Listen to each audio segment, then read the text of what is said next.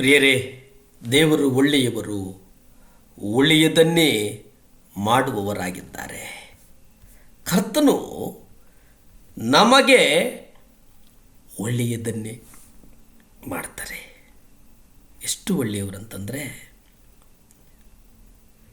ನಾವು ಜ್ಞಾನೋಕ್ತಿಗಳು 17ನೇ ಅಧ್ಯಾಯ 8 ನಾವು ನೋಡುವುದಾದರೆ, ಅಲ್ಲಿ ಬಿಳಾಮನ ಆಗಿನ ಬೋಧಕರು ಇತರರಿಂದ ಕಾಣಿಕೆಗಳನ್ನು ಸಂತೋಷದಿಂದ ಸ್ವೀಕರಿಸ್ತಾರೆ.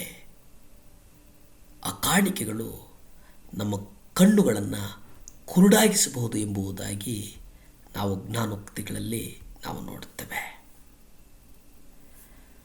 ದೇವರ ಸೇವಕನು ಯಾವಾಗಲೂ ಸ್ವತಂತ್ರನಾಗಿರಬೇಕಂತೆ.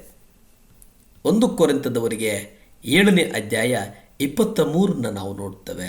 ನೀವು ಕ್ರಯಕ್ಕೆ ಕೊಳ್ಳಲ್ಪಟ್ಟವರು, ಮನುಷ್ಯರಿಗೆ ದಾಸರಾಗಬೇಡಿ. ಕರ್ತನ ರಕ್ತ ನಮ್ಮನ್ನು ಕೊಂಡುಕೊಂಡಿದೆಯಂತೆ.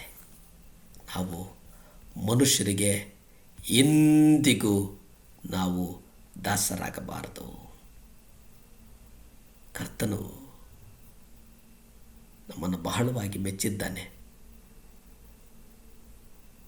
ದೇವರು ನಮ್ಮನ್ನು ಮೆಚ್ಚಿರುವುದರ ರಹಸ್ಯ ಏನು? ದೇವರಿಂದ ಮೆಚ್ಚುಗೆ ಒಳಪಡುವುದನ್ನು ನಾವು ನಮ್ಮ ದಿನನಿತ್ಯದ ಜೀವನದಲ್ಲಿ ಶೋಧನೆಗಳನ್ನು ಅನುಭವಿಸುವಾಗ ನಮ್ಮ ನಂಬಿಕಸ್ಥೆಯ ಮೇಲೆ ಹೊಂದಿಕೊಂಡಿದೆ ಹೊರತು ನಮ್ಮ ಸೇವಾ ಕಾರ್ಯದ ಯಶಸ್ಸಿನಿಂದಲ್ಲ.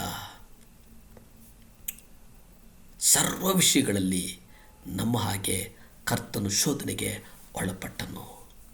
ರೋಮಪತ್ರಿಕೆ 15ನೇ ಅಧ್ಯಾಯ 3 ನೀವು ನೋಡಿ, ಆದರೆ ನಿನ್ನನ್ನು ದೂಷಿಸುವವರ ದೂಷಣೆಗಳು ನನ್ನ ಮೇಲೆ ಬಿದ್ದವು ಎಂಬುದಾಗಿ ಬರೆಯಲ್ಪಟ್ಟಂತೆ ಕ್ರಿಸ್ತನಾದರೂ ತನ್ನನ್ನು ತಾನು ಸಂತೋಷಪಡಿಸಿಕೊಳ್ಳಲಿಲ್ಲ. ತನ್ನನ್ನು ತಾನು ಕ್ರಿಸ್ತನು ಸಂತೋಷಪಡಿಸಿಕೊಳ್ಳಲಿಲ್ಲ. ಸರ್ವ ವಿಷಯಗಳಲ್ಲಿ ನಮ್ಮ ಹಾಗೆ ಶೋಧನೆಗೆ ಕರ್ತನ ಗುರಿಯಾದನು. ಅವನು ತನ್ನ ಸುಖವನ್ನು ನೋಡಿಕೊಳ್ಳಲಿಲ್ಲ. ಕರ್ತನು ನಂಬಿಕಸ್ಥನಾಗಿ ಪ್ರತಿ ಕ್ಷಣದಲ್ಲೂ ಶೋಧನೆಯನ್ನು ವಿರೋಧಿಸಿದನು. ಯಾವುದೇ ವಿಷಯದಲ್ಲಿ ಆತನು ತನ್ನ ಸ್ವಾರ್ಥವನ್ನು ಬಯಸಲಿಲ್ಲ. ಇದೇ ತಂದೆಯನ್ನು ಸಂತೋಷಪಡಿಸಿದಂಥ ರೀತಿ. ನಮ್ಮ ಬಾಹ್ಯ ಸಾಧನೆಗಳು ಪ್ರಾಪಂಚಿಕವಾಗಿ ಹಾಗೂ ಭೌತಿಕವಾಗಿ ವಿಶ್ವಾಸಿಗಳ ಮೇಲೆ ಅಚ್ಚೊತ್ತಬಹುದು ಅಥವಾ ಪ್ರಭಾವ ಬೀರಬಹುದು. ದೇವರ ಮೇಲೆ ನಾವು ಪ್ರಭಾವ ಬೀರುವುದು ಕೇವಲ ನಮ್ಮ ನಡತೆಯಿಂದ ಮಾತ್ರ. ನಮ್ಮ ಗುಣ ನಡತೆಯಿಂದ ಮಾತ್ರ ನಾವು ದೇವರಿಂದ ಸ್ವೀಕರಿಸಲ್ಪಡ್ತೇವೆ. ಆದ್ದರಿಂದ ನಮ್ಮ ಬಗ್ಗೆ ದೇವರ ಅಭಿಪ್ರಾಯ ಏನು ಎಂಬುದನ್ನು ನಾವು ತಿಳಿದುಕೊಳ್ಳಬೇಕಾದರೆ ನಾವು ಉದ್ದೇಶಪೂರ್ವಕವಾಗಿಯೇ ನಮ್ಮ ಸೇವಾ ಕಾರ್ಯದ ಸಾಧನೆಗಳನ್ನು ನಮ್ಮ ಮನಸ್ಸಿನಿಂದ ಅಳಿಸಬೇಕು.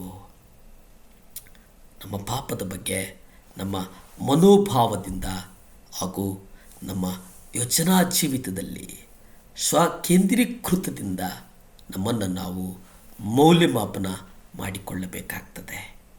ಅದುವೇ ನಮ್ಮ ಆತ್ಮಿಕ ಜೀವಿತದ ದೋಷರಹಿತವಾದಂಥ ಒಂದು ಮಾಪನ.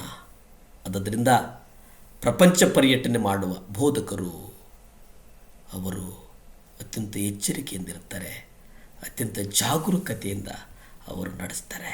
ಕಾರಣ ಏನಂತಂದರೆ, ಕರ್ತನಿಗೆ ಇಷ್ಟವಾಗುವ ನಿಟ್ಟಿನಲ್ಲಿ ಅವರು ನಡೀತಾರೆ. ಮತ್ತಾಯ ಪತ್ರಿಕೆ 3ನೇ ಅಧ್ಯಾಯ 17 ನೋಡಿ, ಇಗೋ ಈತನು ಪ್ರಿಯನಾಗಿರುವ ನನ್ನ ಮಗನು, ಈತನನ್ನು ನಾನು ಬಹಳವಾಗಿ ಮೆಚ್ಚಿದನೆಂದು ಪರಲೋಕದಿಂದ ಹೇಳುವ ಧ್ವನಿಯಾಯಿತು. ಕರ್ತನು ನಮ್ಮನ್ನು ಹಾಗೆ ಆ ಧ್ವನಿಯಿಂದ ಕರೆಯಬೇಕು. ಆಗ ನಿಜವಾಗಲೂ ನಾವು ಕರ್ತನ ಮಕ್ಕಳು. ಪ್ರಾರ್ಥಿಸಿಕೊಳ್ಳೋಣ. ಭೂಮಿ ಆಕಾಶಗಳನ್ನು ಉಂಟು ಮಾಡಿದಂಥ ಸರ್ವಶಕ್ತನಾದಂಥ ದೇವರ ಸ್ತೋತ್ರ ಸ್ವಾಮಿ. ಅಪ್ಪ, ಈ ಮುಂಜಾನೆ ಸಮಯದಲ್ಲಿ ಪ್ರಾರ್ಥಿಸುವಂಥ ಅವಕಾಶವನ್ನು ಕೊಟ್ಟಿದ್ದಕ್ಕಾಗಿ ಸ್ತೋತ್ರ ಸ್ವಾಮಿ. ಈ ಲೋಕದಲ್ಲಿರ್ತಕ್ಕಂಥ ದೇವರೇ, ವಿಕಲಾಂಗರ ನಿಮ್ಮ ಕರಗಳಿಗೊಪ್ಪಿಸಿ ಪ್ರಾರ್ಥಿಸ್ತೇನೆ ಸ್ವಾಮಿ. ಅಪ್ಪ, ಕಣ್ಣಿಲ್ಲದವರು ನಿಮ್ಮ ಕರಗಳಿಗೊಪ್ಪಿಸಿ ಪ್ರಾರ್ಥಿಸ್ತೇನೆ. ಕಿವಿ ಇಲ್ಲದವರು ನಿಮ್ಮ ಕಣ್ಣಿಗೊಪ್ಪಿಸ್ತೇನೆ ಸ್ವಾಮಿ. ಅಪ್ಪ ದೇವರೇ, ಈ ದೇಹದಲ್ಲಿ ನ್ಯೂನ್ಯತೆ ಆಗಿರ್ತಕ್ಕಂಥ ಪ್ರತಿಯೊಂದು ಮಕ್ಕಳನ್ನು ನಿಮ್ಮ ಪಾದದಲ್ಲಿಟ್ಟು ಪ್ರಾರ್ಥಿಸ್ತೇನೆ ಸ್ವಾಮಿ. ಯಾರ್ಯಾರು ಸುವಾರ್ತೆಯನ್ನು ನೋಡ್ತಾ ಇದ್ದಾರೆ ದೇವರೇ, ಅವರಿಗೊಂದು ನೂತನವಾದ ಒಂದು ಬೆಳಕು ಮಕ್ಕಳನ್ನು ಮುಟ್ಲಿ ದೇವರೇ, ಒಂದು ಬೆಳಕು ಪ್ರಕಾಶಮಾನವಾಗಿ ಮುಟ್ಲಿ, ಅವರೆಲ್ಲ ಕೊರತೆಗಳು ನಿಗಲ್ಪಡಲಿ ಸ್ವಾಮಿ. ಸಹಾಯ ಮಾಡಪ್ಪ ಯೇಸಪ್ಪ, ಸಹಾಯ ಮಾಡು ಯೇಸಪ್ಪ, ಸಹಾಯ ಮಾಡು. ಆಶೀರ್ವದಿಸಪ್ಪ, ಬಲಪಡಿಸಪ್ಪ, ಸ್ಥಿರಪಡಿಸಪ್ಪ.